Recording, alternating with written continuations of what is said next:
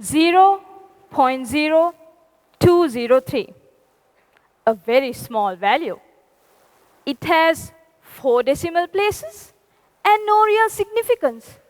So why 0.0203?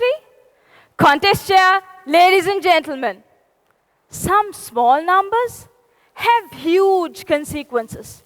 For instance, the Hubble telescope, the first ever telescope that was launched into space to understand how big the universe actually is. When it was first launched, it sent back blurry images. It turned out that the primary mirror was 2, not centimeters, not millimeters, 2 micrometers too thin. That's about 1/1,000,000th of 1 meter. This error caused the telescope to focus only on 10% of a star's light, when it was supposed to gather up 70% of a star's light. NASA had to spend $1.5 billion to fix a 0.000001 meter. My 0.0203 cannot be rectified with that sum of money. And to me, 0.0203 meant the world. Have you ever wondered what your purpose in life is about? About how you thought you were going to change the world, make an impact, cause a revolution? When that thought crossed my mind, I was in the last row of an English literature lesson, wondering what it meant to be someone like Nelson Mandela. I remember wishing how much easier life would be if we had a list of all our strengths and weaknesses. But life is not that straightforward. So I embarked in a journey in finding what makes me stand apart from the crowd. I started with what I considered to reap the greatest of benefits. I chose academics. I took a sheet of paper, listed all the subjects that I liked. I took the report card, made a comparison. That site wasn't pretty. So I thought, I'm going to work really hard and excel in my A-level exams. But the results? A disappointment. Then I thought, Nelson Mandela had to suffer through 27 years of his life in prison. Maybe you don't get anything quite easily in life.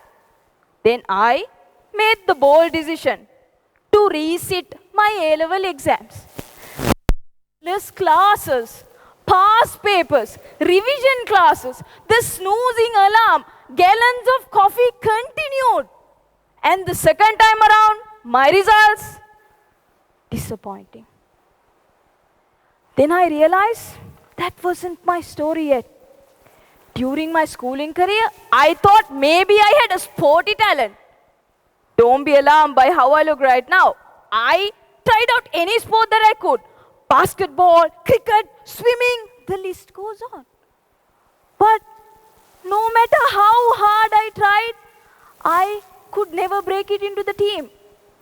I even started singing. It's the start of something new.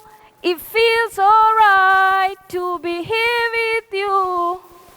It didn't feel right. It didn't make sense. It didn't make my heart sing. My schooling career, I only managed to find things I was average at. I felt lost. Then came my friend, Sarah, the one who has been with me ever since the literature lesson. She said, hey, at least you can talk. Confusing. Talk? I think all of us can talk. No, no, no. You can talk. You are like the representative of our class. That's when I realized I had my winning ticket. I can talk. Eureka! I figured it out. Years after school, I participated in many public speaking competitions, one of which was the National Youth Model United Nations competition. I was determined to win the award for the best delegate. When it was time to announce the results, my heart was pumping in excitement. I adjusted my scarf, and then I was out of my seat, walking almost to the stage, and when it was time, I lost. I lost at the only thing I thought I was good at. I lost the award on being the best delegate by a margin of 0.0203. The closest to a whole number that this value holds is a 0. And I lost an award that meant so dearly by almost a 0. After all this time and trials, I was back in square one, talentless, not knowing where I belong. Then I spoke to my mom. Ma, what if I don't have any talent? Puta, the most important thing you should understand is no matter how many times life drags you down, you still wake up and you make up. Ladies and gentlemen, this spotlight, this center stage, this focal point, it is a result of many trials and many errors. Failures are unavoidable. Failures are gut-wrenching. You fail, find something you're good at, fail yet again and again. But still, you wake up and you make up.